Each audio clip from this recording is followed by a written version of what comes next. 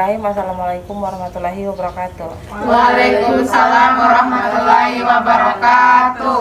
Mungkin langsung saja kami dari kelompok 1 ingin membahas tentang tugas 2 tentang keracunan makanan. Sebelum kami membahas, perlu perkenalan diri dulu. Perkenalkan, nama saya Lintang Atahira. Perkenalkan, nama saya Desi Fitriani. Perkenalkan, nama saya Marlin. Perkenalkan, nama saya Hajratu Syadia. Saya Asliha. Saya Trihandayani. Baik, itulah teman-teman kelompok kami. Langsung saja kami membahas tentang tugas 2. Pertama-tama kita menonton videonya dulu. Selengkapnya hanya di Erwin Winardi Channel.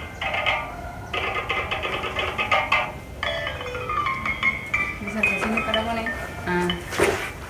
Perlu diketahui memang ada beberapa bahan makanan yang bisa digunakan sebagai pengawet alami dan aman digunakan.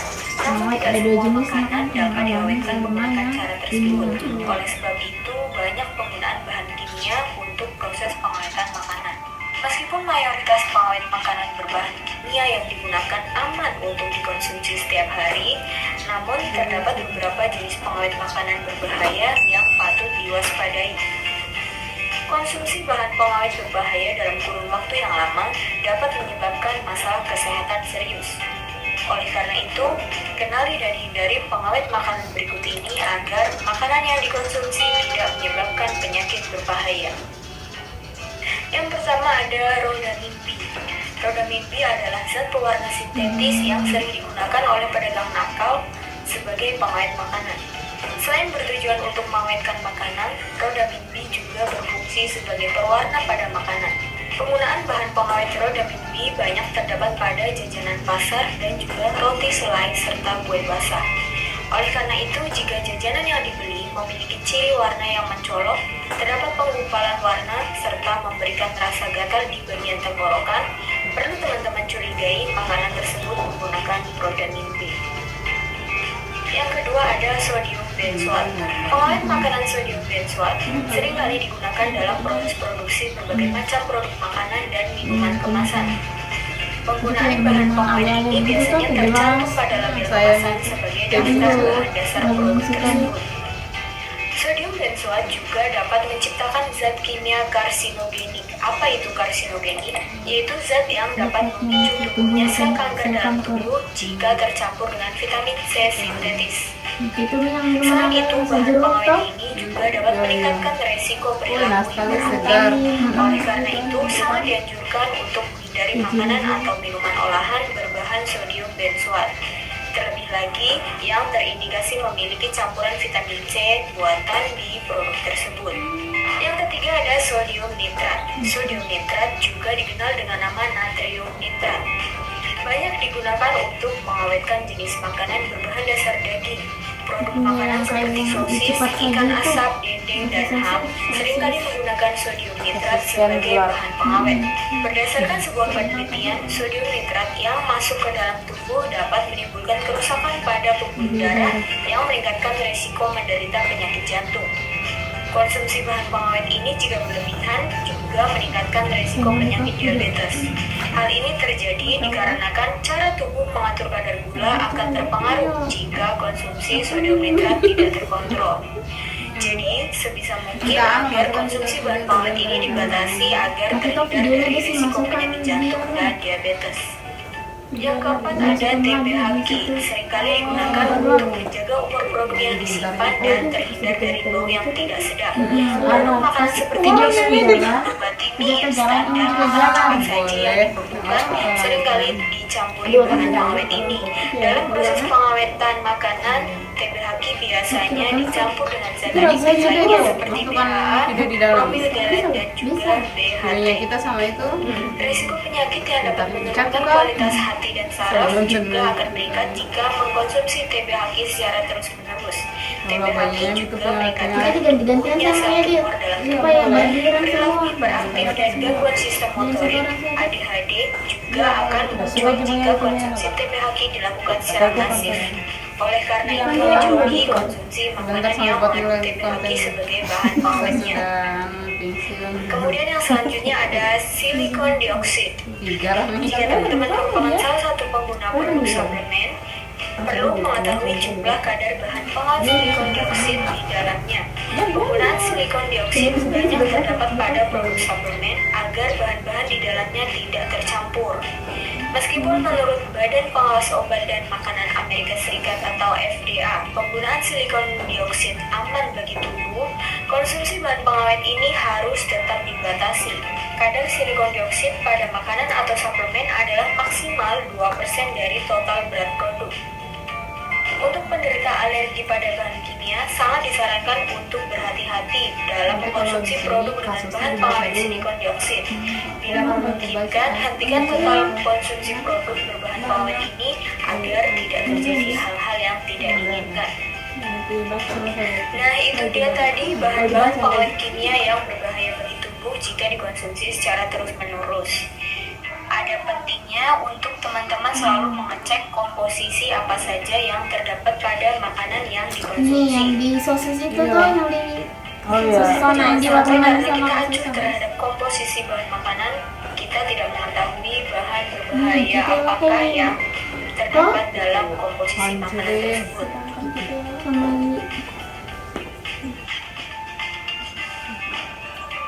silikon mohon. Cukup sekian video kali ini, jangan lupa like, share, dan tekan tombol Jadi kita sudah nonton videonya, mungkin langsung saja kita membahas tentang tugasnya, tugas 2. Yang pertama itu kasus apa yang terjadi dalam bacaan tersebut.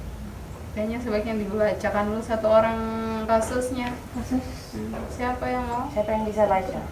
Tri. Nah, Oh ya, kasus. oke. Aduh. Kasusnya dulu. Kasus siswa keracunan di sekolah apa ini? IT Muhammadiyah Jumapolo pada hari Selasa bulan 2. Dinas Kesehatan Kabupaten Karanganyar menyarankan bahwa SD IT Muhammadiyah Jumapolo memperbaiki tata kelola persekolah usai puluhan pelajar keracunan. Dinas Kesehatan Kabupaten mendapati aspek higienis dapat sekolah kurang baik. PLT Kepala Dinas Kesehatan Kabupaten Karanganyar Utomo Sidi Hidayat mengatakan petugasnya melakukan inspeksi dapur sekolah di SDIT Muhammadiyah Jumapolo pada hari Selasa tanggal 8 bulan 2. Makanan yang disajikan ke 76 pelajar kelas 6 pada hari Senin tanggal 17 itu malam diduga adalah sumber malapetaka dengan adanya kasus tersebut, sehingga petugas memeriksa kondisi dapur, alat masak, bahan makanan serta menanyai juru masak. Hasilnya, kondisi dapur kurang ventilasi dan sempit. Sekolah menggunakan sumber air dalam. 10 kg daging ayam yang dibeli pada hari Minggu tanggal 16 bulan itu disimpan di freezer setelah dicuci dan dibumbui tepung. Kemudian pada hari berikutnya itu pada hari Senin, daging digoreng lalu ditutup serbet dan baru dihidangkan ke anak pukul 18:45 atau sekitar jam 6 lewat setengah 7 malam. Sementara digoreng itu hari kemarinnya, disajikan hari besoknya tapi sudah mau malam lagi. Terus koki tersebut mengaku sebelum menghidangkannya ayam goreng tepung dengan ayam mentah disimpan di tempat yang sama. Makanan matang dan merah itu dikerumuni lalat. Petugas telah mengambil sampel ayam goreng, tepung, saus, dan air mineral. Juga mengambil sampel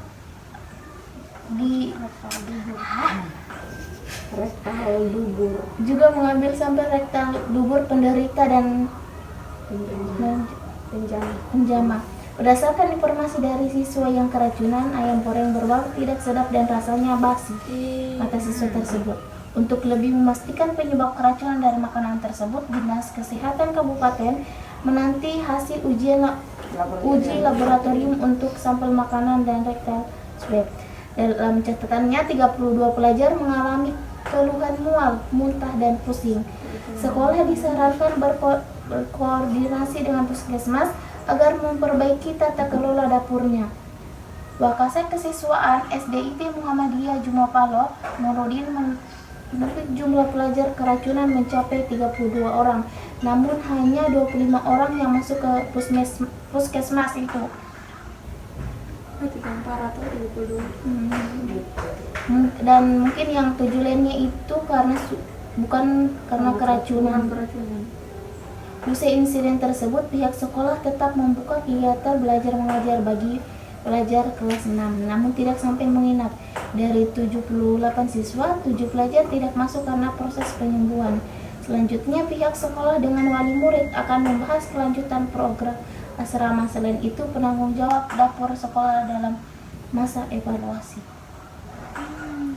Oh, berarti itu dorong di asrama itu nih ada makanannya. Kan tadi dihidangkan jam Dihidangkan 45 untuk makan malam. Ntar digoreng. Dari kemarin. Baru itu ayam sudah dari hari Minggu, hanya di freezer memang. Makanya jangan dulu dibungkus baru di freezer.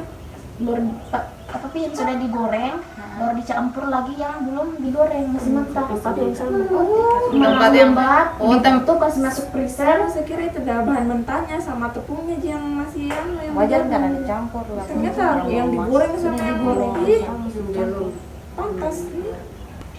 Jadi teman-teman kan kita sudah dengar sama-sama dibacakan dengan dalam kasus bacaan kasus 2. Mungkin langsung saja kita jawab pertanyaan yang ada di sini. Yang pertama itu, kasus apakah yang terjadi dalam bacaan tersebut? Kasus keracunan makanan. Siswa keracunan dia. SDIT Muhammadiyah apa tadi? Cuma Palo. Cuma polo. Terus yang kedua itu apa penyebab terjadinya kasus tersebut? Penyebabnya itu yang pertama karena Tadi ayamnya di ayam. Kelalaian Pongki juga sudah berapa hari yang diolah pertama hari Minggu kan? Hari Minggu kemudian itu langsung digoreng tadi atau belum? Kayaknya Masih itu yang dibungkus, minggu masih pagi dibungkus. Ini ada bumbu dan bumbuin ada taruh di freezer. Tepung habis tepung Juga dapurnya masih ada yang belum dibumbui, dikasih tepung baru disatukan dalam satu wadah. Sementara kayaknya kalau disimpan di freezer pasti kayak dalam bak begitu tuh, baru udah bercampur antara yang mentah dengan sudah yang itu ditepung. anak keracunan. Ada di hinggap lalat. Berarti ini secara umumnya penyebabnya kayak tata kelola dapur sekolah yang kurang baik. Iya. Masih buruk. Oh iya, iya. Terus selanjutnya, bagaimana penyelesaian masalah dalam kasus tersebut? Tadi kayaknya ada yang Tata kelolanya mungkin. Tadi kalau kita baca itu sekolah disarankan berkoordinasi dengan puskesmas. Jadi mungkin Bagaimana penyelesaian? kepala sekolahnya disuruh berkoordinasi dengan puskesmas supaya menyelidiki kasus-kasus tersebut mungkin. Sama tadi pengecekan makanan tuh dulu. Terus ada terakhir, kalau misal terjadi keracunan, kokinya akan dipecat sih. Itu ada lagi? Itu Kurang lebih seperti itu. Oh iya iya. Terus apa bentuk tindakan pencegahan sehingga kasus tersebut tidak terulangi? Mungkin tata kelolanya lebih diperbaiki lagi, ditata ulang lagi. Dapurnya sih supaya bersih, kayak bersih lagi. Yang itu yang direnovasi kan tuh, ventilasinya. kalau sempit Iya, diperluas ventilasinya lagi. Jadi kayaknya ventilasinya sih yang Ventilasinya. Kalau banyak orang tuh baru sempit, Iya. pasti Oh, iya. segala apa yang diperlukan ditumpukan dalam satu ruangan itu. Yang Kotorannya, kumpul di situ punya. pagi ayam kan apa lalat begitu.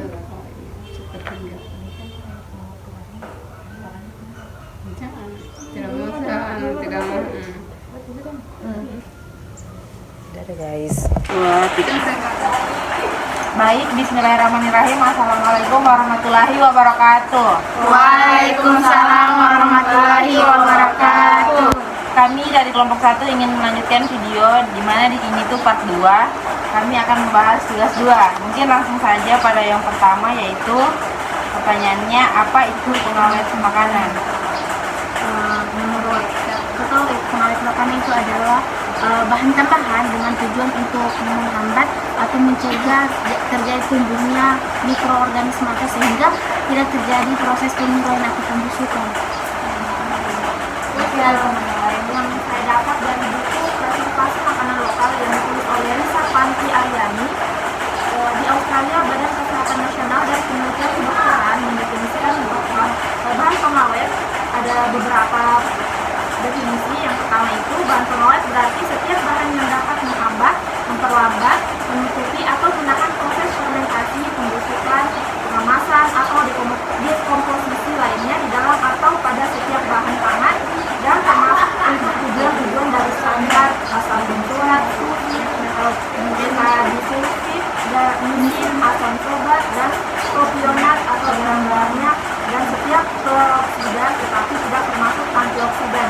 yang tertulis dalam resep garam tawas, nitrit, gula, asam asetat, atau barang-barang natrium seperti dietifa, alkohol, sirkus yang dapat diminum.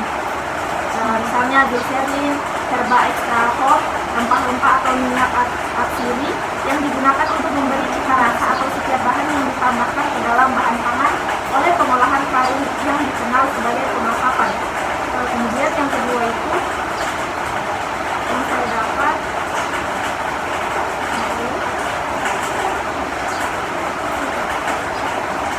penambahan bahan pengawet pada setiap bagian dari bahan pangan kecuali yang khusus diizinkan dalam standar atau yang dilarang. Mungkin ada tambahan ya teman-teman.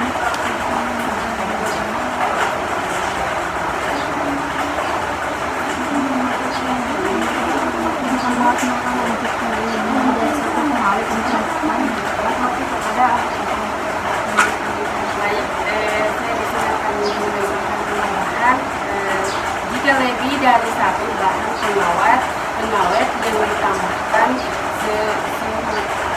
sehubungan dengan standar jumlah dari fraksi yang dapat pada pembagian jumlah setiap bahan pengawet yang digunakan oleh jumlah maksimum bahan pengawet seperti itu yang diizinkan.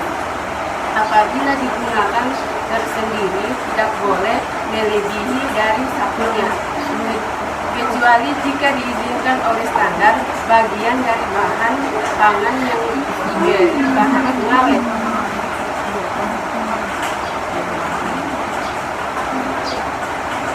Ada lagi yang tambahkan?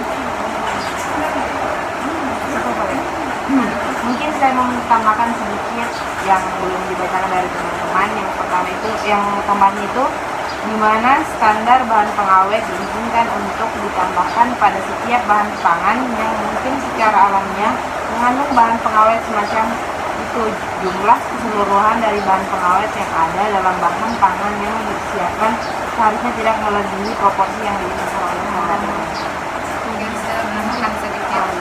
Menurut yang saya baca, pengawet makanan itu adalah berbagai zat yang digunakan untuk memperlambat atau mencegah pertumbuhan bakteri pada makanan atau mengawetkan obat-obatan maupun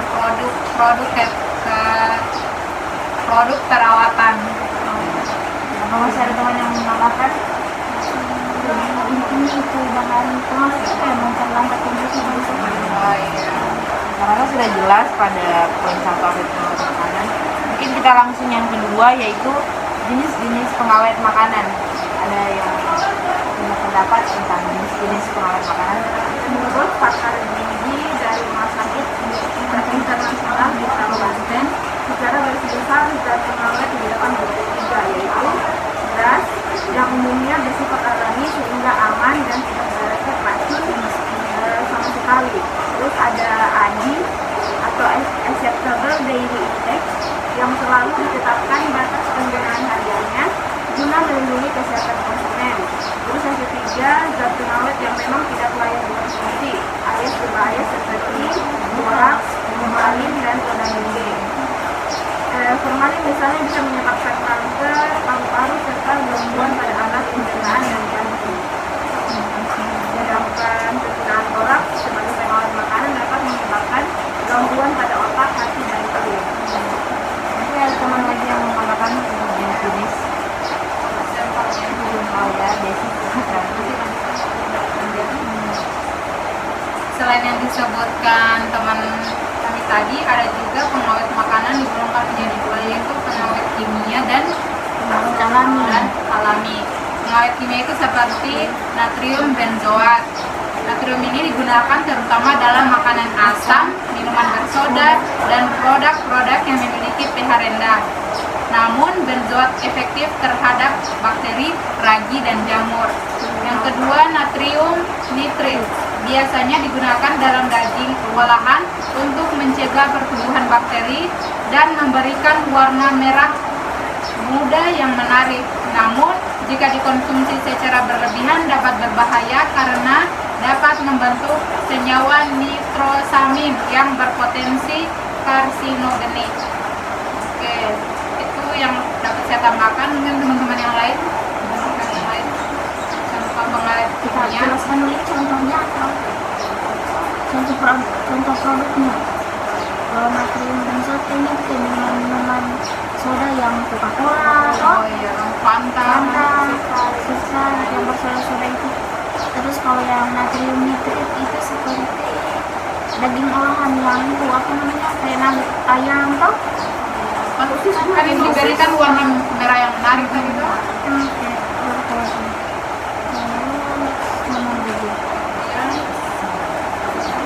Sorbat ya, sorbat.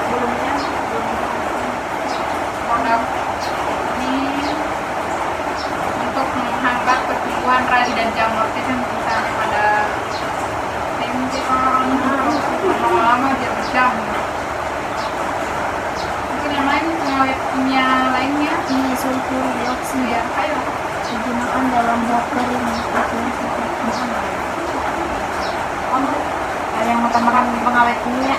Dari asam sambil menambahkan pengawet kimia itu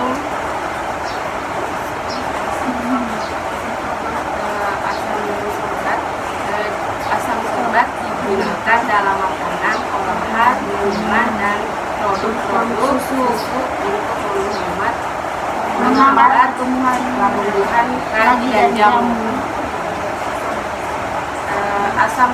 Asam benzoat sama seperti natrium benzoat. Asam benzot juga digunakan sebagai pengawet untuk makanan asam, minuman dan produk-produk yang memiliki pH rendah. Ini berefektif terhadap pertumbuhan jamur dan ragi. Propionat kalsium biasanya digunakan dalam roti dan produk roti lainnya untuk menghambat pertumbuhan jamur. Sulfur dioksida digunakan dalam buah kering dan produk lainnya sebagai pemutih. Ini yang propionat kalsium kan katanya biasanya digunakan dalam roti atau produk roti lainnya kayak kan kalau kayak roti yang Iya, cepat roti sekali. itu sari roti kan itu cepat proses pembusukannya tuh jamur-jamur berjamur. Berarti sedikit itu ininya bahan pengawet kimianya. Oh, yang kalau yang roti yang lama itu tuh namanya tumbuh jamur berarti banyak pengawet kimianya. Jadi pada intinya kita harus mengkonsumsi saja yang sedikit seperti itu roti dan sari roti. Berarti pengawet kimia ini banyak sekali digunakan untuk menghambat pertumbuhan jamur. Untuk pengawet kimianya ada yang mau menambahkan? Tidak kayak masuk ke dalam tadi pengawet alami. Pengawet alami ada yang mau menjelaskan tentang pengawet alami? Pengawet alami itu misalnya ada garam terutama kita gunakan untuk mengawetkan makanan terutama dari ikan. Misalnya garam ini kita gunakan untuk ikan kering kan? Iya. Biasanya Anda lanjut.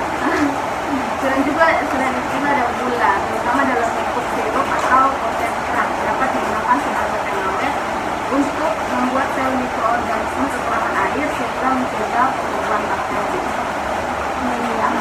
Pengawet itu Makanan manisan. Kan selama ini ada alkohol kan di hari itu tahan dia kalau manisan. pengawet alami garam. Mungkin ada yang menambahkan tentang pengawet alami?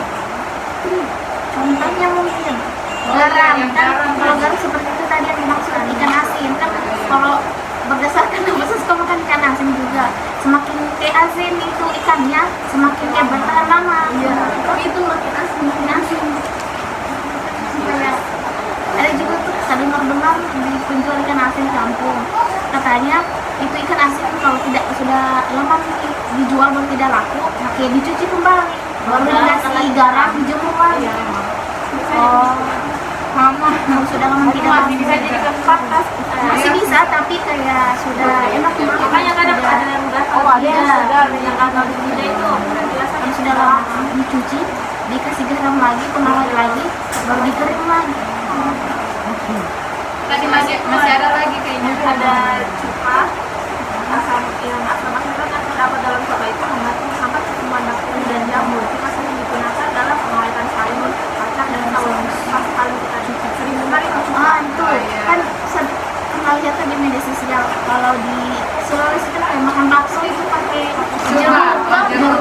Ntar kan kalau di Pulau Jawa katanya jarang sekali mau dapat pakai jeruk itu baru pakai cuka dan habis pada di Pulau Jawa gitu. Kan lebih enak pakai jeruk Jeruk alami. Terus selain cuka ini ada asam sitrat, ditemukan secara alamiah dalam buah-buahan seperti lemon yang bukan itu yang biasa atau pakai jeruk. Asam sitrat dapat digunakan sebagai pengawet alami dalam bentuk bubuk atau cairan untuk menambahkan rasa segar dan menghambat tumbuhan mikroorganisme dalam makanan. Maka yang biasa kita pakai juga itu kalau ikan, kalau kita minum itu misalnya kita tidak mau dulu masak ikannya garam, apa namanya? Kalian tahu ikan yang masak kering itu? Digoreng nggak dia? Tidak dimasak, tapi akhirnya bukan kayak ikan Kapin. Iya. Airnya sedikit tapi asin. Iya. Enak, semakin dipanasi semakin enak. Digoreng. Bumbunya meresap sekali.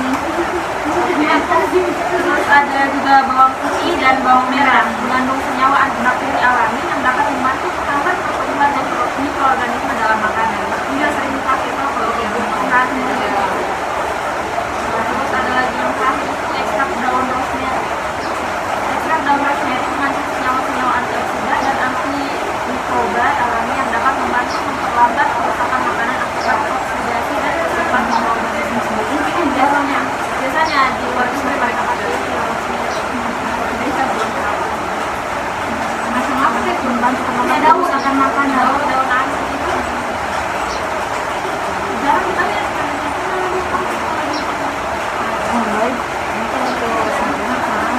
Baik, masih ada lagi yang menambahkan untuk pengawet alami ini sekarang sudah jelas sudah ada. Mungkin kita lanjut pada poin 3, yaitu manfaat pengawet makanan. Dari teman-teman mungkin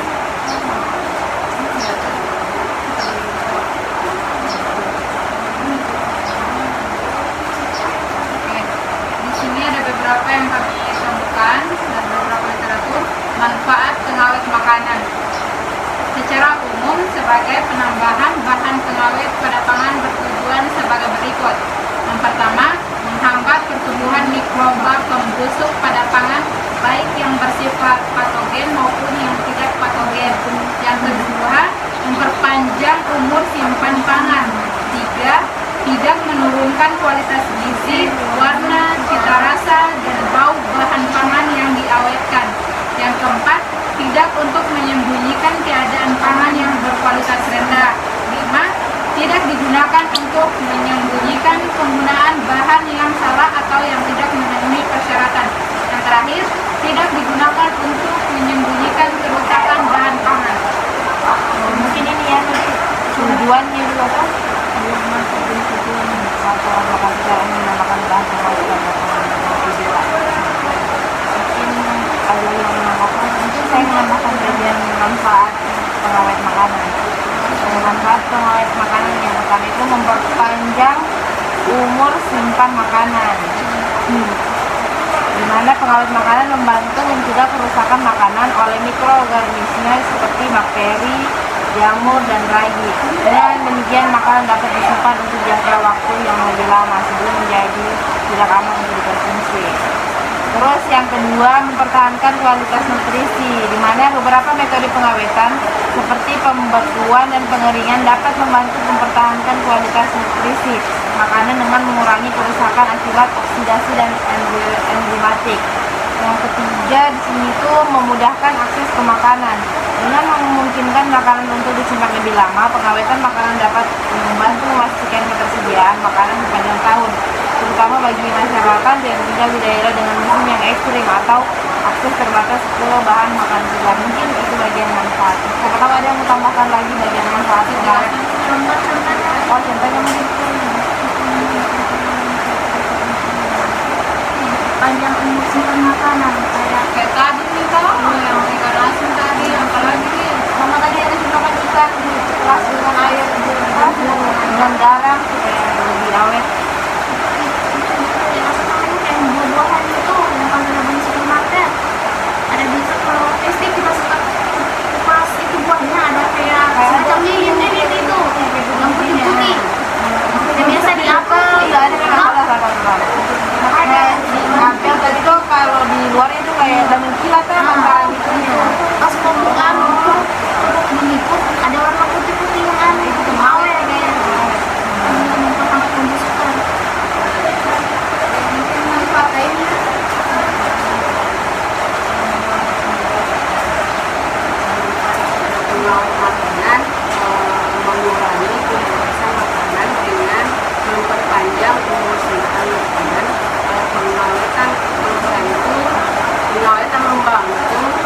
mengurangi keborosan makanan yang tidak terpakai, yang pada gilirannya dapat mengurangi dampak lingkungan negatif dari pembuangan makanan. Mengurangi risiko penyakit dengan penyakit pangan dengan menghambat pertumbuhan mikroorganisme yang dapat menyebabkan penyakit. Pengawetan makanan dapat membantu memastikan keamanan makanan yang dikonsumsi. Tadi yang terpanjang untuk simpan makanan kan kayak akhir tadi kok, untuk mengurangi pemborosan makanan kan kalau sudah busuk pasti langsung dibuang-buang gitu. Boleh itu diawetkan kita ya, tetap digunakan ya. Bukan dikonsumsi lah. Iya, kalau dikasih pengawet makanan, Ya, stok yang bisa kan tidak sedikit. ya banyak. Nggak mungkin juga kayak mau dijual semua tuh. Rugi dong. Mungkin masih ada yang menambah tentang manfaat pengawet makanan. Karena sudah jelas kita sudah ada semua juga. Mungkin kita langsung ke poin D, yaitu bahan yang digunakan dalam pengawet makanan. Mungkin sering yang bahan Bahan yang digunakan untuk mengawetkan makanan itu ada beberapa bahan yang digunakan untuk pengawet makanan. Ada garam, ada gula, asam, terus ada juga yang bahan alami, pengawet kimia, dan pengeringan. Garam itu digunakan dalam proses pengawetan seperti pengasinan kering, dan pengasinan basah untuk menghambat pertumbuhan bakteri dan mikroorganisme lainnya. Yang berikutnya itu ada gula, di mana gula itu digunakan dalam pembuatan selai, jeli, dan buah-buahan yang diasidkan untuk menghambat pertumbuhan bakteri dengan menarik air keluar dari sel mikroorganisme. Yang berikutnya ada asam, di mana asam yang digunakan itu ada asam nitrat, asam laktat, dan asam asetat, di mana digunakan dalam pengawetan makanan untuk menurunkan pH makanan dan menghambat pertumbuhan bakteri. Yang berikutnya itu ada bahan alami, seperti tadi yang sudah dijelaskan, seperti bawang merah atau seperti jahe, rosemary. Itu sudah dijelaskan tadi. Bahan alami, pengawet kimia juga sudah, yang dari benzoat itu sudah dijelaskan. Kalau yang pemerintah sebenarnya itu ikan asin tuh, kemudian bekuan itu ikan yang habis dijeruk dan dikasih lagi freezer. ada yang mau tambahkan untuk bahan yang digunakan untuk pengawet makanan? Sudah jelas dari awal kita. Kalau minyak tidak termasuk. Minyak biasanya ada itu kayak sambal yang dijual, makin banyak minyaknya, hebat bunga-bunga ya, karena kayak bawang putihnya sama garamnya. Itu seperti yang bilang kayak dihaluskan bawang merah terus digoreng gitu. Itu bikin sambal kalau cuma seperti air begitu, yang cepat basi. Kalau banyaknya kayak dibuat iya bisa goreng ya. Ada seperti saya lihat di media sosial di TikTok tuh penjual apa? Itu bukan sambal-sambal kayak baby cumi gitu. Kan ada yang komen, kenapa banyak sekali anunya? Minyaknya sudah lebih banyak minyaknya daripada kayak sambalnya. Ada jawab itu yang anunya buatnya, bilang katanya kalau lebih tambah banyak minyaknya lebih tahan lama lagi. Ternyata ya, minyak goreng dan garam dapur dapat berfungsi sebagai bahan pengawet karena mempunyai aktivitas antimikroba. Kalau bikin sambal supaya tahan lama dan cepat basi sebanyak minyaknya. Biasanya juga mereka goreng duluan, baru mau simpan.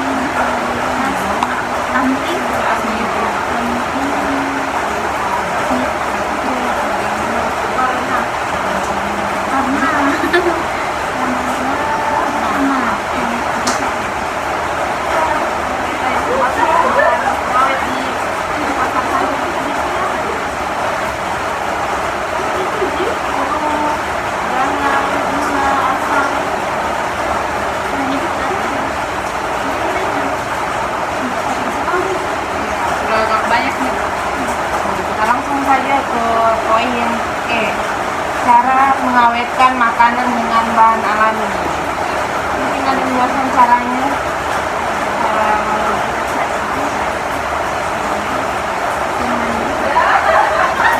Cara mengawetkan makanan ada beberapa cara yang disampaikan, misalnya seperti pemasingan. Misalnya potongan-potongan buah atau sayuran direndam dalam rangka garam atau gula untuk mengawetkannya. Proses ini menghambat pertumbuhan bakteri dan mikroorganisme lainnya dengan menarik air keluar dari sel makanan. Terus ada cara pengasapan. Penggunaan asap dari bahan bakar ini seperti kayu keras atau rempah-rempah dapat digunakan untuk mengawetkan makanan, terutama daging dan ikan. Asap ini mengandung senyawa antimikroba yang membantu melindungi makanan dan kebutuhan. Ada cara lain Cara lainnya yaitu melalui fermentasi, di mana fermentasi ini merupakan proses bakteri baik atau ragi digunakan untuk mengubah komponen makanan menjadi asam atau alkohol yang dapat menghambat pertumbuhan mikroorganisme yang merugikan. Contoh makanan yang diawetkan dengan fermentasi ini termasuk tempe, kimchi, atau yogurt. Kemudian pengeringan. Pengeringan makanan melibatkan penghilangan kelembapan dari makanan dengan menggunakan panas atau udara. Buah-buahan, sayur, daging, dan ikan dapat diawetkan dengan pengetingan. Proses ini akan menghambat pertumbuhan mikroorganisme dengan mengurangi kadar air yang diperlukan untuk pertumbuhan. Mungkin ada lagi cara untuk mengawetkan makanan? Mungkin saya menambahkan dua poin, yang dimana yang pertama itu penggunaan rempah-rempah, di mana beberapa rempah-rempah seperti bawang putih, bawang merah, jahe, dan daun rosemary mengandung senyawa-senyawa antimikroba alami yang dapat membantu mengawetkan makanan. Rempah-rempah tadi yang sebutkan itu ditambahkan langsung ke makanan atau digunakan dalam bentuk ekstrak untuk memberikan manfaat pengawetan. Terus yang kedua itu pengawetan dengan gula, di mana pengawetan dengan gula seperti pembuatan selai atau jelly melibatkan penggunaan konsentrasi gula yang tinggi untuk menghambat pertumbuhan mikroorganisme dengan menarik air keluar dari sel mikroorganisme. Contoh-contohnya makanan itu tadi ikan. Oh, jadi berarti ada penghasilan sama pengiriman tadi. Oh iya, masuk dua contoh. Terus pengasapan ini juga masuk ikan. Bahkan ikan yang sate dan ada istilah biasa sebelum diolah pakai asap dulu, kasih asap, ada kasih di atasnya, langsung diolah tidak. Ada yang biasa itu di jalan ya. Oh, menggunakan asap. Iya. Ada biasa itu di jalan kan asap namanya. Oh, ada masih mentah itu. Ada yang langsung bisa dimakan. Kemudian ada fermentasi, kurang tadi tempe, kimchi, keju Fermentasi tape ada. Ada yang tape ubi kayu, ada beras ketan. Kemudian pengeringan sering jadikan. Mulai buah-buahan contohnya apa nih? Yang pernah viral itu dipotong-potong buah boleh kasih keripik dijadikan keripik. Oke, keripik apel. Iya, itu kalau di media sosial ya. Kemudian penggunaan rempah-rempah. Bisa pengasapan, kayak daging-daging.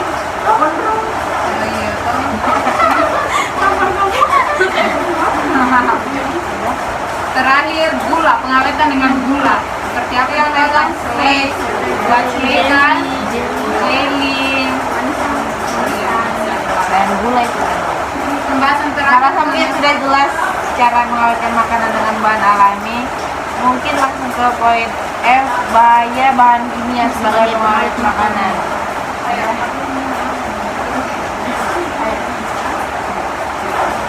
Coba langsung ke bahaya bahan. Ada beberapa bahaya jika kita menggunakan pengawet makanan, pertama itu untuk kesehatan konsumen. Dimana beberapa bahan kimia pengawet seperti natrium nitrit dapat membentuk senyawa nitrosamin yang berpotensi karsinogenetik ketika bereaksi dengan senyawa tertentu dalam makanan. Karena konsumsi senyawa ini dalam jumlah lebih besar dapat meningkatkan risiko terkena kanker. Jadi, berikutnya alergi dan reaksi hipersensitivitas. Beberapa orang mungkin mengalami reaksi alergi atau hipersensitivitas terhadap bahan kimia tertentu yang digunakan sebagai pengawet makanan. Ini bisa berupa reaksi kulit, pernapasan, dan pencernaan. Jadi reaksi kulit seperti alergi itu toh, yang bintik-bintik, kalau salah makan biasa. Napas juga. Kemudian ketergantungan pada bahan kimia. Penggunaan bahan kimia sebagai bahan makanan dalam jangka panjang dapat menciptakan ketergantungan pada teknologi tersebut yang dapat mengganggu praktik-praktik pengawetan makanan tradisional yang lebih aman dan alami. Terus ada pencemaran lingkungan, di mana penggunaan bahan kimia sebagai bahan pengawet ini dapat menyebabkan pencemaran lingkungan jika tidak dikelola dengan baik. Limbah industri dari produk bahan kimia pengawetan dapat mencemari air dan tanah serta menyebabkan kerusakan lingkungan. Itu saja, mungkin ada tambahan dari teman-teman. Bahan bahaya kimia pengawet makanan. Resistensis mikroba menggunakan bahan kimia sebagai pengawet makanan dalam jangka panjang dapat menyebabkan resistensi mikroba terhadap bahan kimia tertentu sehingga mengurangi efektivitas penggunaan dalam mengendalikan pertumbuhan mikroorganisme yang merugikan. Efek samping pada kesehatan. Konsumsi makanan yang mengandung bahan kimia pengawet dalam jumlah besar atau secara terus-menerus dapat menyebabkan efek samping negatif pada kesehatan seperti penggunaan pencernaan, gangguan pencernaan, gangguan hormonal atau gangguan neurologis. Ada yang mau tambahkan sedikit dulu? Tadi banyak bahayanya. Sangat banyak. Bahkan sakit bahayanya dapat meningkatkan resiko terkena kanker. Untuk kesehatan itu dapat meningkatkan resiko terkena kanker. Pencemaran lingkungan juga toh. Lingkungan contohnya kemarin.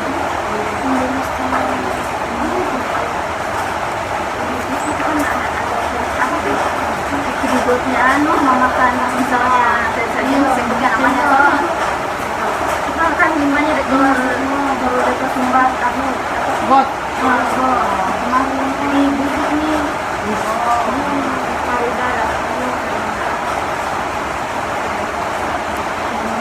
Bahaya sekali paling tinggi. Konsumsi senyawa ini ketergantungan sebenarnya. harusnya kalau jangan kita tergantung pada bahan kimia tersebut. Kan ada pengawetan alam yang seringkali itu gula garam itu Oh, yang alami saja toh. ya, yang alami saja kalau dikonsumsi lebih banyak juga mulai apalagi yang kimia. Jadi Kesimpulannya itu kalau kita mau mengawetkan makanan seperti yang alami saja Untuk menghindari kesehatan juga sih. Mungkin saya rasa sudah jelas bagian bahaya bahan kimia sebagai pengawet makanan. Mungkin itu saja yang hari ini kita bahas. Itu saja hari ini kita bahas dari kelompok 1. Lebih dan kurangnya mohon dimaafkan. Wassalamualaikum warahmatullahi wabarakatuh. Waalaikumsalam.